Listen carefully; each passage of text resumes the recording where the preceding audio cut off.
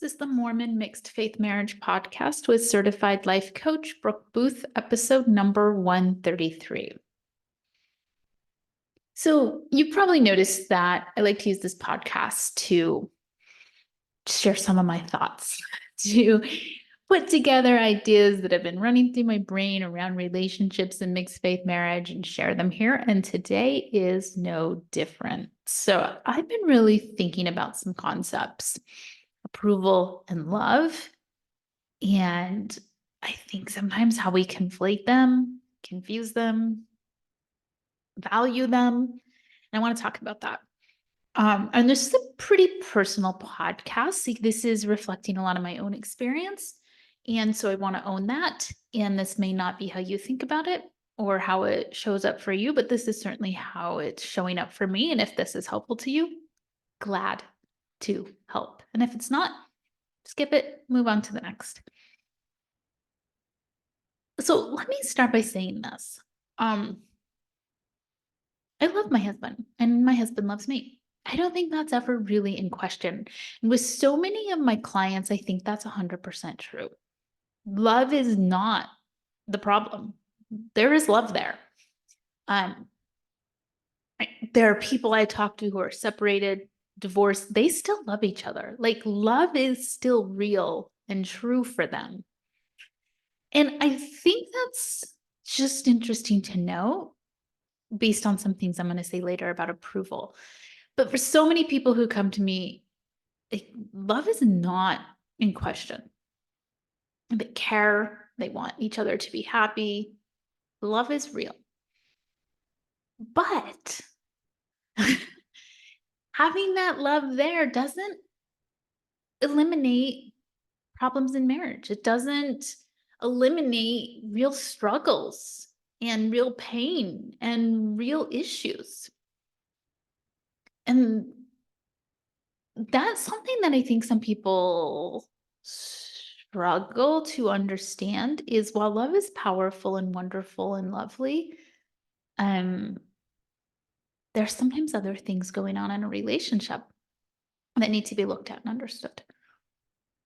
So I want to look at approval in comparison to love, because I think the two are often, like, I think a lot of times I realize this is where this is all about me and my own experience and my own unpacking.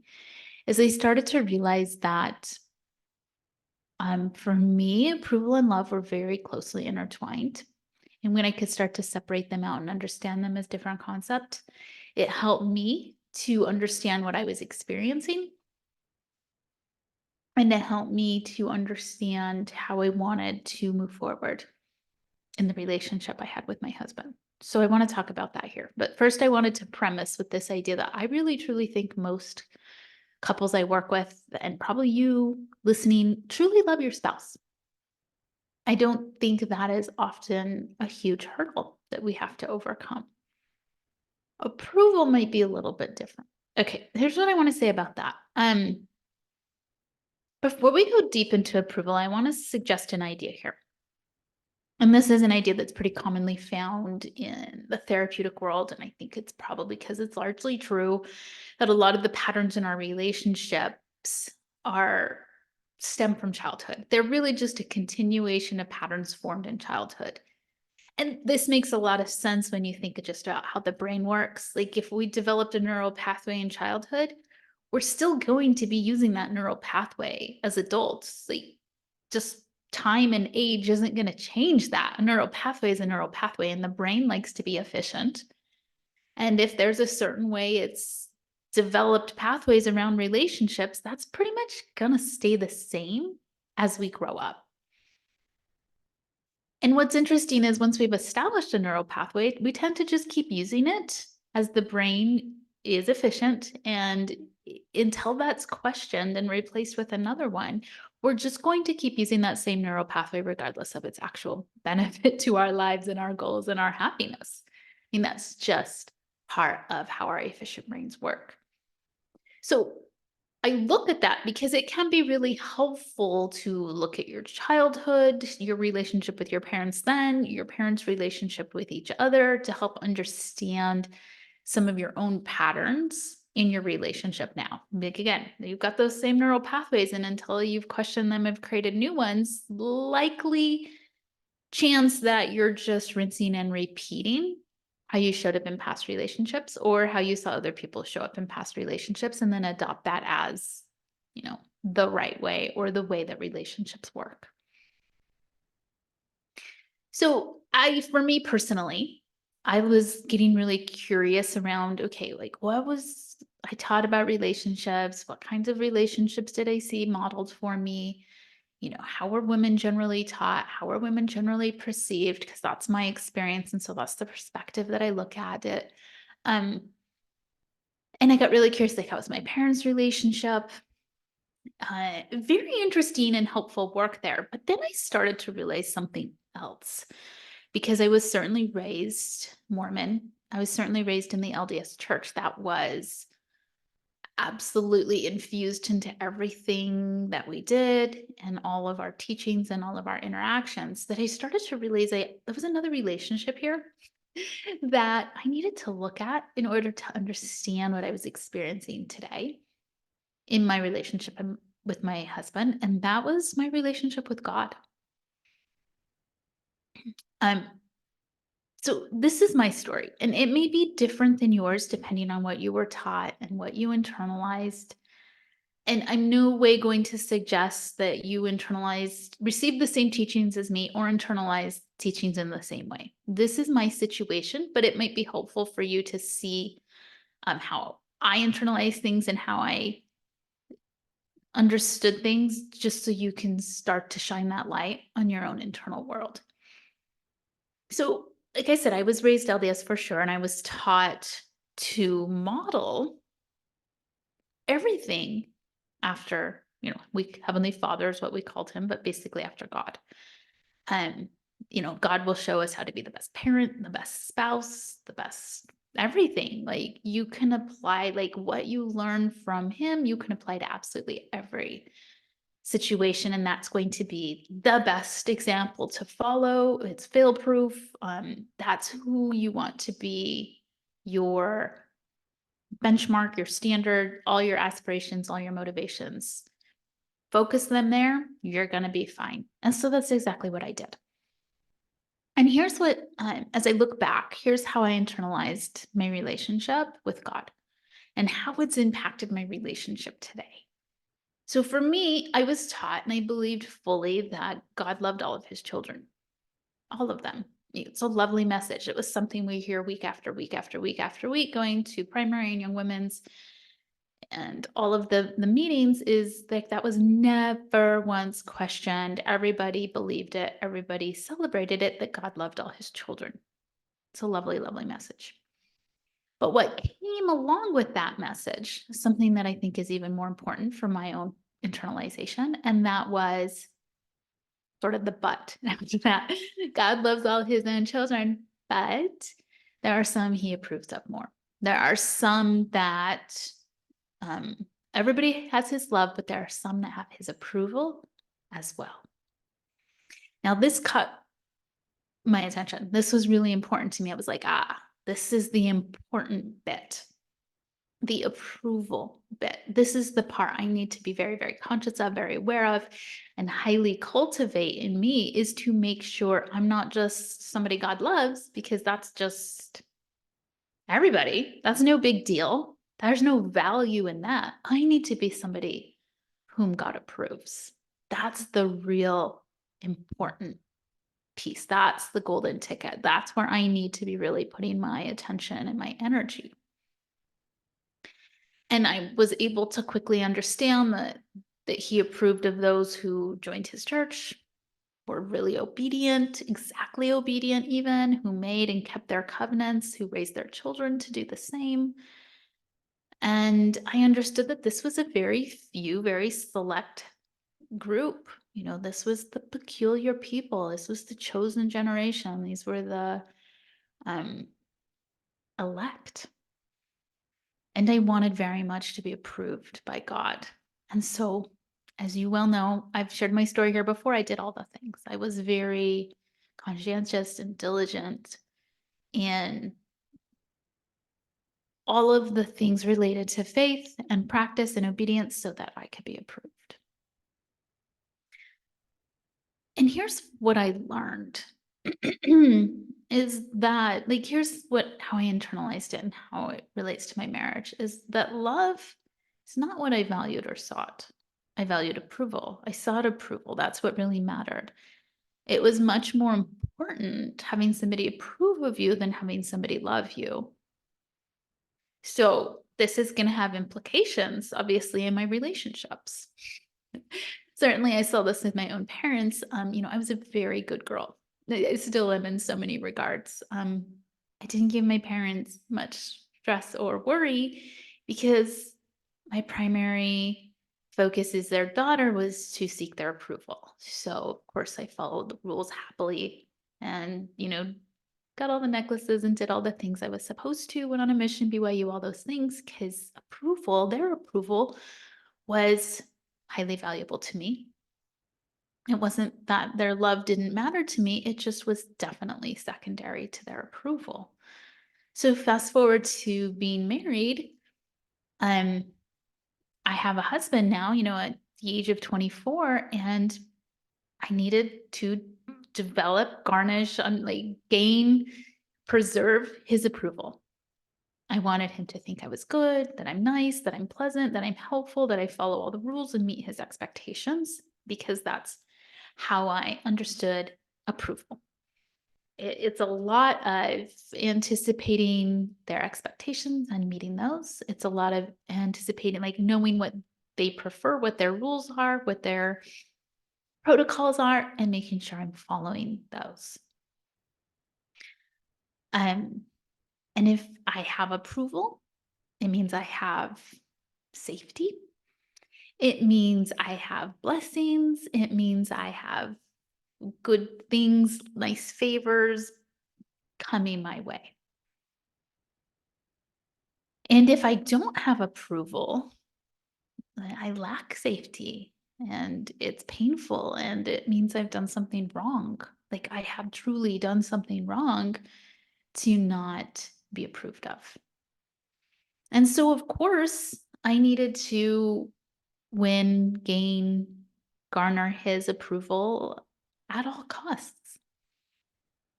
And that's a significant thing to say, but I think for me it was very, very much true. That approval was more important than my health, my desires, my dreams, my wants, my needs.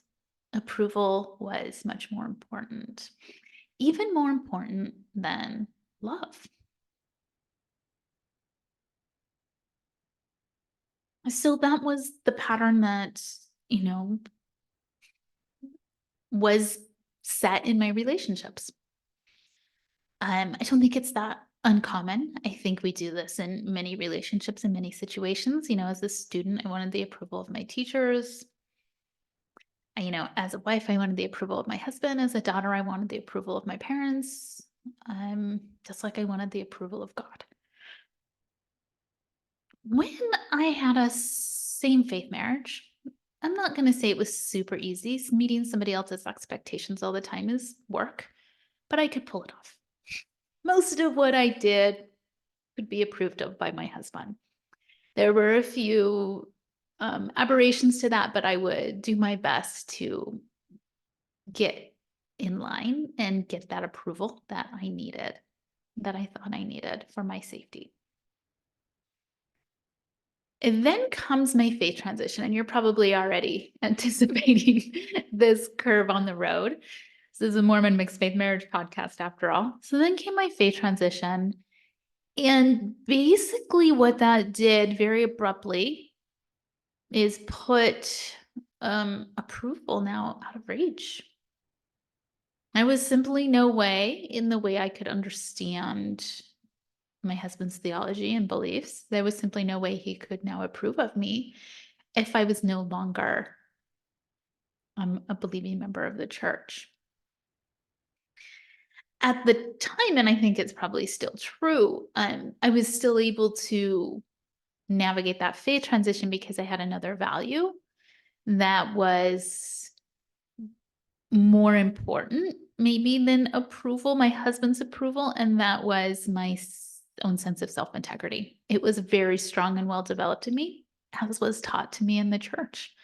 This is the idea that I need to do what's right, even if others disapprove. Now, that's an interesting situation to be in where approval is absolutely important. But if I am following my sense of integrity and what I think is right and just and true, then that needs to go before other people's approval. And so that's in large part why I was able, I believe, to actually have a faith transition and step away from the church, because that message and value was taught to me as well. And that's one that I had developed in me. And so here I was now, doing what I felt was truly right, really having a sense of integrity um and like a clear conscience around that, but facing disapproval in my marriage. And that meant basically I could be rejected at any moment, that I was no longer safe. I wasn't going to get the blessings or the favors or the nice things the way that I could rely on that before. And this is really tough. Now, notice, I didn't ever question if my husband loved me. I was pretty sure he loved me. I knew I loved him. Everyone gets love. My husband is, maybe you've heard of like the proverbial nice guy. That's certainly my husband. I knew that he was going to be nice to me. He's nice to everybody, just like God loves everybody. God's gonna like that. That's not the scarce resource here. Being like loved and being nice, that's easy. Like that, everybody gets that. That's just handed out freely. Approval was the more rare commodity here. And now I felt like I no longer had that approval in the marriage. Yes, I still had love, but I didn't have approval. And I think that's part of the distinction I was trying to make at the beginning is so many people come to me and they still love each other dearly. Love is not in question, but there's a fundamental shift in the relationship and it doesn't feel safe and it feels tenuous and it feels like eggshells and it feels scary and unsteady. And I think this is in large part because the shift that happens in a mixed faith marriage around approval. And depending on your own socialization and how you've internalized that and the messages you received, like for me, that was a very significant thing because approval meant a lot as it was tied to safety and security. And those are big things to have your relationship tied to. Those are some really core basic needs. And to feel that those are threatened or that they're not stable anymore can be quite the shift to experience in your relationship.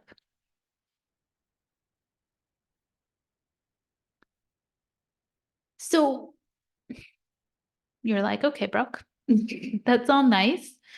I think I might relate to some of that. So what does that mean? Like, what do I do with this other than maybe just squirm and feel terrible for the next 30 years of my marriage? When I want to make a few comments about that. Like I have a few things. And one is a lot of times at this point we seek approval in a myriad of other ways. Okay, I'm not going to get it by being that obedient, diligent, conscientious member of the church. So I'm going to prove now to my spouse all of these other ways I'm virtuous and kind and of good report and lovely and praiseworthy so that I'll still get that approval. And that's certainly something I did. And I see clients do this all the time, trying to prove to their spouse, see, I'm a good person. See, I'm a generous person. See, I'm a nice person. See, I'm a thoughtful parent. See, I'm less judgmental. I'm more generous than ever. And a lot of times this is just trying to seek that approval. Our goodness, proving our goodness goes into hyperdrive. So One, the first thing I'd recommend if you think this pattern might be something you can relate to is awareness. Start to notice your need for approval. Watch it. Get curious about it. This is part like the story I'm telling you about myself is like this is me getting really curious about like why am I seeking approval? What might be driving that? And starting to understand that and starting to when we have some understanding around that, it's so much easier to let it go or to have compassion for ourselves and to start to choose other options because we understand why we're seeking this instead of it being some like life or death something. We're like, okay, I understand. I can let this go because I understand. Where if we don't understand, we're like, I can't let this go. Maybe this is, I open this up and we're all sucked into outer space. Like understanding matters. So the first thing here is if you think you might relate to this or this might be a dynamic in your marriage is just to start looking around and developing some awareness around this. Um, do I seek approval on certain things more than others? Is there certain situations where I want approval more than others? Just start to understand what's going on with you around your approval seeking. This is not like something to beat yourself up about or to try to cut out of you like cancer. This is just something to understand. We all do this to one degree or another. And it's good to just see how we're doing it, why we're doing it, and understand that. The second thing I want you to consider is can you start to give yourself your own approval? This is a big deal, by the way. I'm jumping to a pretty big thing, but I want to give you some big ideas here to consider if this is something you face. And that's this idea of can your experience of approval be an internal experience, internally generated instead of externally sourced? That can take some work. That can take a lot of awareness, a lot of unpacking, creating some new beliefs, creating some new neural pathways. And I'm not going to, I don't want to present this as something that's super simple and easy, like changing underwear. It's not. This takes some work. But again, I want you to have some ideas here on what to do with this when you notice this. So first, start developing awareness, and two, start to get curious around um, can you generate your own approval? Can it be something that's internally generated instead of externally sourced? The third thing, and this one I particularly like for me personally, this has been very helpful for me personally, is to start to develop a sense of innate worthiness, of inherent worthiness, of worthiness as my default, like factory settings, if you will, that there's nothing that I can say or do or accomplish or not accomplish that will make me less approving, like worthy of approval, that will make me less worthy. These can be ways to start to internally develop your own source of approval is to start to develop the idea of your own inherent worthiness. And again, it's easy to say. This is something for me personally has taken me years to develop. Years of self-development work to move from a position of externally sourcing my worthiness and externally sourcing approval to internally sourcing it. It is taking me years of recognizing beliefs that perpetuate an external sourcing of my worthiness and approval to creating internal beliefs. And it's something I'm still working on very actively. I mean, this idea has come up just in the last few weeks for me very freshly and very strongly to realize that while I've done a ton of work in this area, I still do have a lot of needs for that external approval. And I probably always will. We probably all will as humans, and that's okay. We're not ever going to eliminate that. but it just gives me some awareness on um, what I might want to do to help manage that and to make sure that my own internal approval and my own internal worthiness is also nurtured and developed. So if this is something that resonates with you, these are some like big picture kind of things to consider. Let me just repeat them. The three things are start to develop some awareness around your own approval seeking. Why? Why are you doing this? Again, curious, not to blame yourself or beat yourself up, just to understand. Three, can you start to create an internal sense of approval? Can you start to have that dialogue with yourself where um, you can insource approval instead of outsource it? And then the third thing is, and then again, this is bigger, is can you sort of catapult that into creating this belief of worthiness and wonderfulness and approvalness as just who you are, regardless of what you do or say or behave or believe or don't believe. The reason I say these things is because I think when we can come to a relationship really firm in our own sense of self-worth and in generating our own approval, um, we're just we're less needy.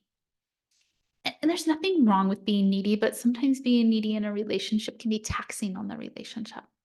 When we're less needy, we have so much more space to enjoy the person because we don't need stuff from them. We can just enjoy being with them. There's so much more space to enjoy the time together, to enjoy what's happening in the relationship because we don't need so much from it. It's easier to give and to um, luxuriate in the relationship when we're not so starved of approval or looking for approval because it's creating our sense of safety or security in the world. It gives us a very different platform from which to operate and function in the relationship. You are getting all sorts of thoughts about this, pull out a piece of paper and start journaling and see what comes up for you. See what your thoughts and feelings are on this. If you want to get some help on this, as always, go to my website, brookeboothcoaching.com. Take a look at my online courses. I have a really great one for mixed faith marriages that might be a really good fit for you. And I wish you the very best in your Mormon mixed faith marriage.